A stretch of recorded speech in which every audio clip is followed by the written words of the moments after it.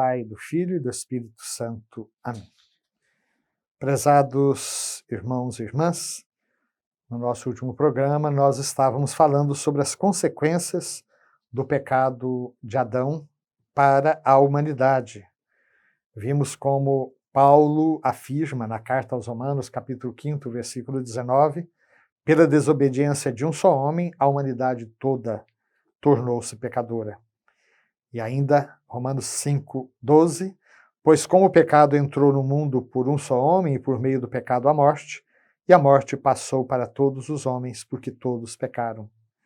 Mas, ao mesmo tempo em que Paulo afirma a universalidade do pecado, ele afirma também a universalidade da salvação em Cristo. Romanos 5, 18, como a falta de um só acarretou condenação para todos os seres humanos, assim a justiça de um só trouxe para todos a justificação que dá a vida. E chegamos então ao parágrafo 403. 403. Seguindo o pensamento de São Paulo, a Igreja sempre ensinou que a imensa miséria que oprime os seres humanos e sua inclinação para o mal e para a morte são incompreensíveis, a não ser referindo-se ao pecado de Adão e ao fato de que ele nos transmitiu um pecado que por nascença nos afeta a todos e é a morte da alma. É o que nos fala o Concílio de Trento no decreto sobre o pecado original. Em razão desta certeza de fé, a Igreja ministra o batismo para a remissão dos pecados, mesmo as crianças que não cometeram um pecado pessoal. Sabe, meus queridos, aqui nós temos uma doutrina difícil. De que maneira um erro pode ser transmitido às outras gerações? Porque o pecado em senso estricto é sempre um ato da pessoa, é sempre um ato da liberdade de cada um. Aliás, para haver pecado, é preciso querer, saber e fazer. Né?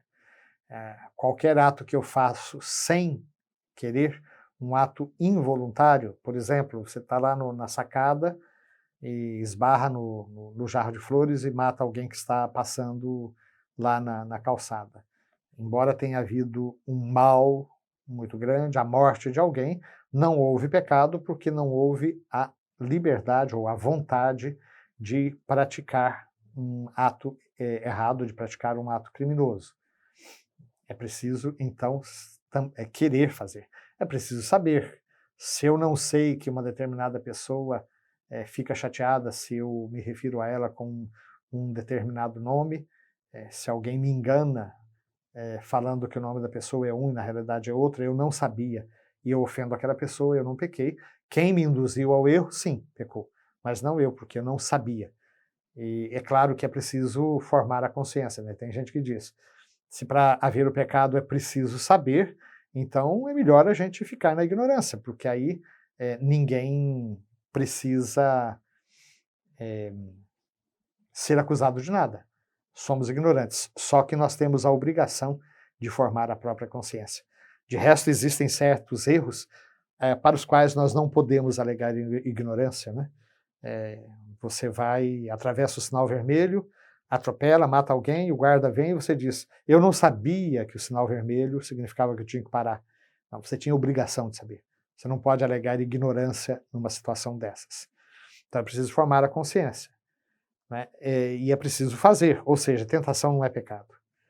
Bom, se é assim, se o pecado é sempre um ato livre de uma pessoa, como é que alguém pode nascer em pecado, se ele não teve a liberdade de praticar aquele ato?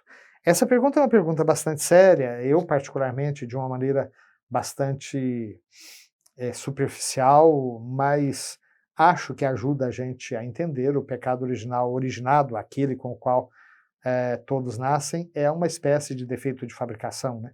Ou seja, a desestruturação provocada pelo pecado na história da humanidade ela leva, como já vimos no programa anterior, né, a essa quebra, a esse processo de estranhamento, né, nas 4 relações com Deus, com o outro, comigo e com a própria natureza, de modo que a própria capacidade da nossa vida, da mesma maneira que alguém que é filho de um casal que teve uma vida promíscua já nasce com certas fragilidades, né, certas doenças ou certas debilidades das quais ela não tem culpa, né, mas são herança genética muitas vezes, assim também podemos dizer que existe uma herança genética em se tratando também da vida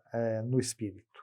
Por isso é que eu costumo lançar mão dessa comparação, que reconheço que não é de todo satisfatória, mas ajuda a gente a entrar nos umbrais do mistério. O pecado original originado é como se fosse uma espécie de defeito de fabricação, ou de um mal congênito do qual nós não somos responsáveis, ou pelo qual nós não somos responsáveis.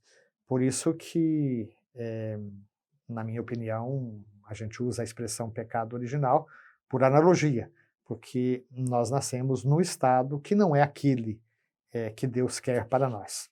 Então, nesse sentido, é que a igreja ministra o batismo para a remissão dos pecados, mesmo de crianças que não cometeram um pecado pessoal.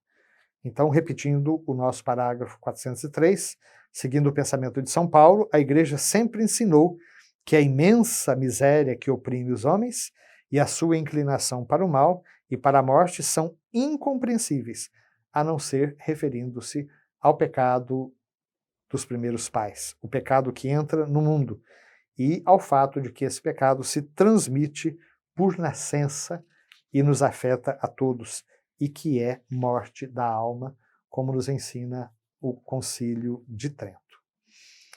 E aí, nós chegamos ao parágrafo 404, nós vamos ver que o nosso catecismo procura aprofundar um pouquinho mais essa pergunta de que maneira o pecado de Adão tornou-se pecado de todos os seus descendentes. O gênero humano inteiro é, em Adão, como um só corpo e um só homem. Isso quem nos ensina é Santo Tomás de Aquino, nas suas questões disputadas sobre o mal. Existe esse mistério tão profundo que nós professamos no nosso credo, que é o mistério da comunhão dos santos. Creio na comunhão dos santos. Existe uma unidade no corpo místico de Cristo, de modo que cada dom que eu tenho me é dado em benefício do todo. Da mesma maneira que cada órgão no corpo, quando funciona bem, ele traz a saúde para o corpo inteiro, assim também é na igreja. Existe uma solidariedade no bem, mas a Bíblia nos ensina que existe também uma solidariedade no mal.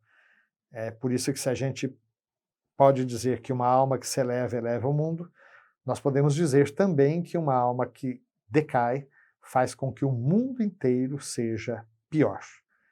Então, o gênero humano inteiro é em Adão como um só corpo e um só homem. E é em virtude desta unidade do gênero humano que todos estão implicados no pecado de Adão, como todos estão implicados na justiça de Cristo. Mistério da iniquidade, mistério da piedade, mais que vencedores, mas precisamos da salvação que Jesus veio nos trazer. A Ele nós queremos louvar e honrar e agradecer, porque, tendo-se feito um de nós, nos assegurou a nossa recriação para o bem. Nele são recapituladas todas as coisas. Amém.